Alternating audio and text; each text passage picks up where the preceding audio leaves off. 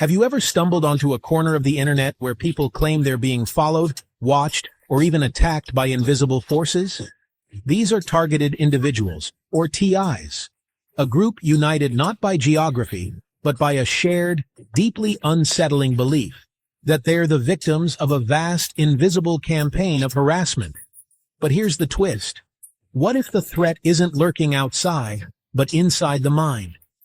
Let's dive deep into the fascinating and sometimes heartbreaking psychology behind the TI phenomenon. It usually starts with someone called a noticer. These are people who see patterns everywhere. Tiny coincidences feel like secret messages. Each new clue gives a rush of meaning. But over time, this pattern-finding superpower can backfire. The brain starts connecting random dots. A car parked outside, a stranger's glance, and suddenly, it all feels sinister.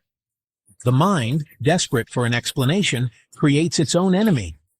Psychologists and occult thinkers call this a tulpa, a thought form so charged with fear and focus that it begins to feel real.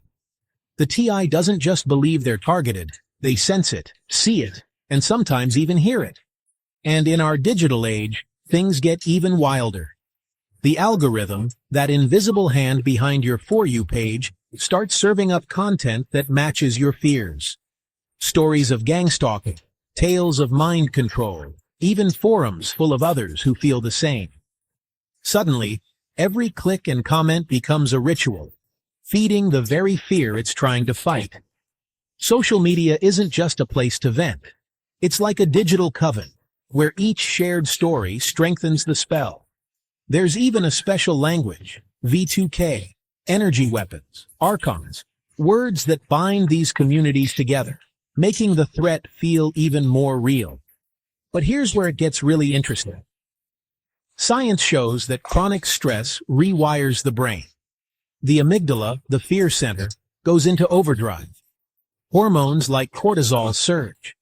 The world becomes a minefield, where even the smallest thing feels like proof of persecution. If this all sounds familiar, history backs it up. Think Salem witch trials, a society so charged with anxiety that imagination turned to shared reality. Or Cold War fears, where people reported hearing voices beamed straight into their heads. Every era has its own monsters.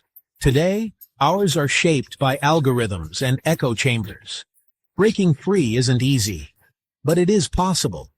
It starts by recognizing that the persecutor might not be an external enemy, but a creation of the mind itself. Psychology suggests counter-rituals, mindfulness, movement, digital detox, starving the tulpa of attention. In the end, the journey of a targeted individual tells us something crucial about being human. When the world feels chaotic, our minds build stories to make sense of it. Sometimes those stories can trap us. But with compassion, curiosity, and a bit of self-awareness, we can find our way out. Thanks for watching.